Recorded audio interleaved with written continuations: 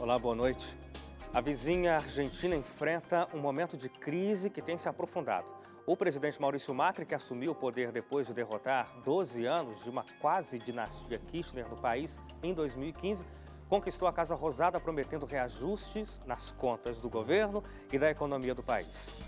Só que depois de várias ações impopulares que dariam um novo fôlego ao governo, a população tem ido às ruas para protestar contra os rumos da economia, que conta com os chamados tarifaços, aumentos exponenciais em tarifas de serviços e produtos essenciais como eletricidade e combustíveis, por exemplo.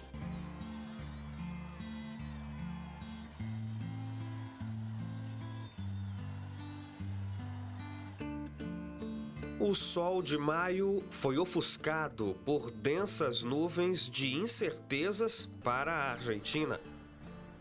A imagem representativa da estrela central do sistema solar também ocupa o centro da bandeira nacional. É uma alusão às origens do país, com a veneração do sol pelos incas, mas também é um lembrete constante da luta pela independência, iniciada com a Revolução de 1810, em um mês de maio, e vencida apenas em 9 de julho de 1816, data oficial da independência do país em relação à Espanha. A República Argentina é o segundo maior país da América do Sul em território, com 2.780.000 quilômetros quadrados. Fica atrás do Brasil, que tem mais de 8,5 milhões de quilômetros quadrados, e que é também o país mais populoso. Nesse quesito, a Argentina é o terceiro, logo depois da Colômbia, o segundo país mais populoso entre os sul-americanos. O país do tango.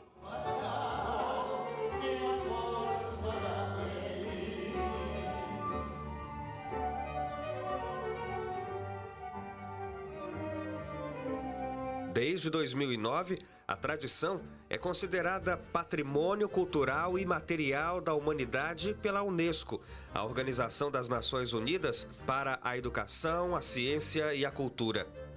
Mas em 2018, a política econômica do país perdeu o passo. A segunda maior economia da América do Sul atravessa um momento de forte tensão que tem efeitos avassaladores sobre a responsabilidade política do país.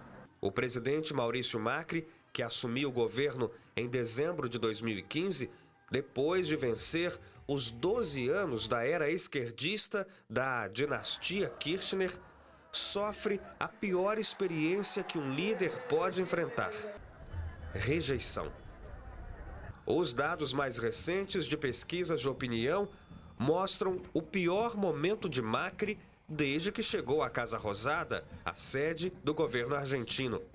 De acordo com o Centro de Estudos de Opinião Pública, o presidente tem 62,7% de rejeição contra 37,7% de aprovação. E o que fez piorar a imagem presidencial foi o anúncio inesperado de Macri de recorrer ao Fundo Monetário Internacional em busca de empréstimo.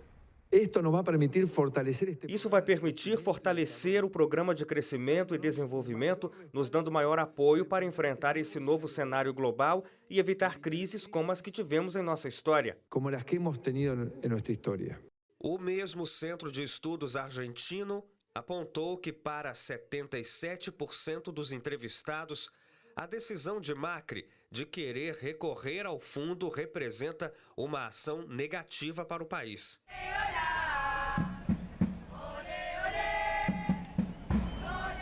Ocorre que a memória afetiva dos argentinos com o FMI não é nem um pouco positiva e traz à vida medos antigos relacionados à grave crise econômica que o país enfrentou a partir de 2001. Temos experimentado muitas crises financeiras neste país. Infelizmente, é um déjà vu de um tempo terrível que vivemos, não um, mas vários. Na época, a política cambial do país, a chamada conversibilidade, foi apoiada pelo Fundo Monetário para criar uma frágil paridade com o dólar, colocando um peso argentino valendo o mesmo que um dólar americano. A medida afundou a economia do país e a dívida com o FMI chegou a ser de quase 10 bilhões de dólares, paga apenas em 2006 pelo esquerdista Néstor Kirchner e cortando relações com o fundo. A experiência com a Argentina, aliás, afundou a própria credibilidade do FMI, que fechou o escritório representativo na capital, Buenos Aires, e se manteve afastado do país ao longo de todo o restante da era Kirchner. A crise do começo dos anos 2000 levou 6 de cada 10 argentinos à pobreza. Por isso, os quase 80% de rejeição à ideia de grito de socorro de Macri ao FMI tem uma explicação histórica bastante coerente, apesar da verdade econômica de que as muitas variáveis de um cenário podem levar uma mesma ação a resultados completamente diferentes. Por ora, no entanto, o que não pode ser negado é o momento delicado do país. Em lugar de conduzir a dança com o impulso da figura masculina do tango,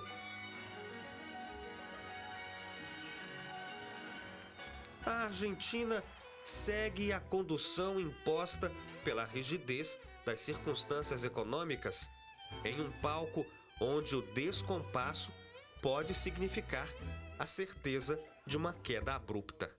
E aqui dentro do estúdio eu recebo o André Bepu, ele é graduado em Administração e História, é pós-graduado em Comércio Exterior, mestre em Estudos Árabes pela USP, doutor em História Econômica e faz agora um pós-doutorado também na área de História Econômica. André, muito obrigado pela sua colaboração em aceitar o convite do Realidade em Pauta. É um prazer estar aqui para conversar com vocês, né? Dividir um tema tão interessante como esse agora, né? Que afeta tanto o Brasil, né? Exatamente, André. Então eu já começo falando sobre isso.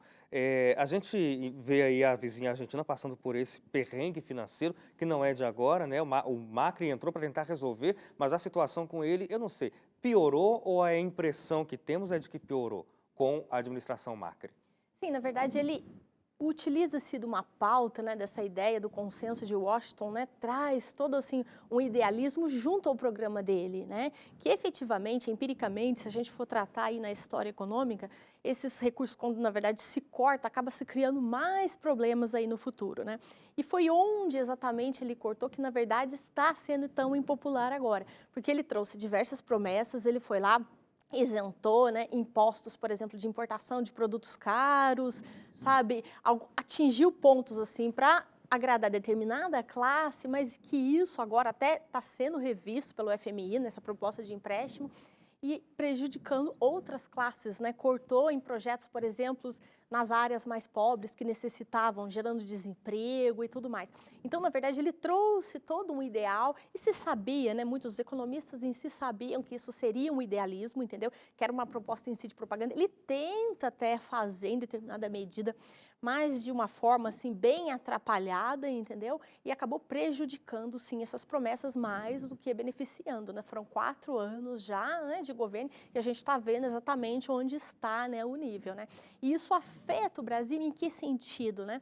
É um dos principais importadores nossos. Nós vendemos calçados, eletrodomésticos, entendeu? N coisas aí, que já está sendo afetada. Nós já tivemos uma queda em alguns setores de 5% das nossas exportações para a Argentina, né? E devemos pensar também, sabe, porque a Argentina, eles tratam tudo de forma dolarizada. Exato. É isso que, na verdade, atormenta ali o argentino. Porque então você vai comprar um vinho, é tudo na base do dólar, 5 dólares e tal. E eles não podem aumentar tudo, né? Senão você vai ter uma queda demasiada aí do consumo dentro do país. De fato, até eu já li alguns artigos falando que assim, você já estava tendo saque em alguns supermercados, saques em supermercados ali na Argentina, que não está sendo tão mostrado aí pela mídia, né? Mas assim, o caos que tem se instalado lá, sim, é preocupante para a gente. Agora, essa é apontada pelo Macri como a principal razão dos problemas econômicos do país, a crise cambial. De onde é que veio essa crise cambial? A gente está falando aí de, a cada dia isso muda, né? Mas a gente está falando do peso, do dólar na base aí de quase 40 pesos. Isso de fato, isso aí não foi só a Argentina, né? Sim. Nós temos o quê? A Turquia também como um dos emergentes, o próprio Brasil, todos, na verdade, foram prejudicados com isso. O que foi efetivamente? Os Estados Unidos subiram os juros dele. Como os Estados Unidos têm uma economia mais confiável e tudo mais, quando eles sobem os juros, o que ocorre? Ocorre a venda, né? Pessoas que investem aqui acabam vendendo seus títulos e tudo mais aqui, e indo para os Estados Unidos, comprando dólar e indo para os Estados Unidos para investir por causa de ser mais confiável. Então, ali juntou dois fatores. Isso é que é diferente. Por exemplo, se a gente for comparar o Brasil. Tanto se sobe os juros lá, então houve o quê? Uma desvalorização dessas moedas, mas isso foi nos emergentes em geral. Então, a gente tem Brasil, Rússia, Turquia, China, todos ali foram afetados, mas o que acontece é que você já tem uma crise de confiança com a Argentina. E isso data ali de 2001, que foi talvez assim a crise mais expressiva a respeito disso, né? Quando eles falam que não vão pagar a dívida deles, isso aí foi um susto no mercado. Então soma-se aí, entendeu? Com essa desvalorização da moeda, mas, entendeu? Uma falta de confiança, entendeu? Para com o governo e com essas políticas, entendeu? Essa falta de confiança com o país atinge, entendeu? Ali no coração, seria hoje talvez um dos principais pontos, né? Mas se a gente for analisar então, é o quê?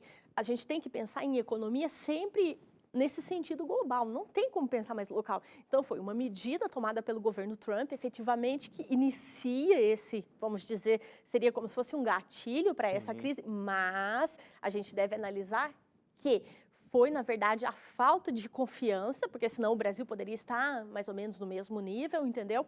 Mas foi a falta de confiança com o governo argentino de arcar com essas dívidas, muito porque eles cortaram muitos impostos. Então, assim, o governo ele tem tido um déficit na balança ali comercial dele preocupante. Então, assim, ele tem arrecadado pouquíssimo comparado, porque, assim, esses impostos ali geravam um caixa importante para o governo, né? Com isso que ele reduziu completamente os impostos quando ele entra ali no governo, e seriam impostos de importação, impostos ali de produtos que não eram tão primordiais, que ele não deveria ter mexido e que faziam caixa para o governo. Ele faz isso, o quê? Foi se perdendo mais a confiança. Então, as pessoas que investiam ali têm vendido seus papéis ali aceleradamente. É por isso que chega a esse nível aí. Nós tivemos, se não me engano, o ano passado, em 2017, uma inflação de 200 e pouco, 240, alguma coisa assim, entendeu? Então, chegou aí, imagina quanto que vai chegar agora esse ano ali, né, do jeito que está ali. Agora, com esse pedido ali, entendeu, de resgate do FMI, isso assustou mais ainda, isso acabou